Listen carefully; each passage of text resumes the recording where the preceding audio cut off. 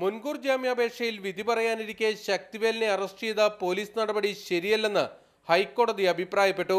കേസിലെ തീരുമാനം വരുന്നതിന് മണിക്കൂറുകൾക്ക് മുൻപാണ് അറസ്റ്റ് ഉണ്ടായത്. വിധി വരുന്നതുവരെ കാത്തിരിക്കാമായിരുന്നു. പോലീസ് നടപടി നീതീകരിക്കാനാവില്ല. സ്പെഷ്യൽ പ്രോസിക്യൂട്ടറുടെ ആവശ്യപ്രകാരമാണ് മുൻകൂർ ജാമ്യാപേക്ഷയിൽ വാദം കേൾക്കുന്നത് 2 ദിവസം നീട്ടിയതെന്നും കോടതി ഉത്തരവിൽ വ്യക്തമാക്കിയിട്ടുണ്ട്.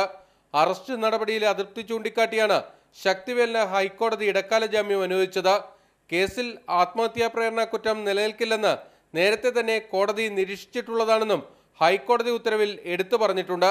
കേസിലെ മറ്റ് 2 പ്രതികളായ പ്രവീണിന്റെയും ഡിബിന്റെയും മുൻകൂർ ജാമ്യ ഹർജിയിൽ വിധി പറയുന്നത് കോടതി മാറ്റിവെച്ചു.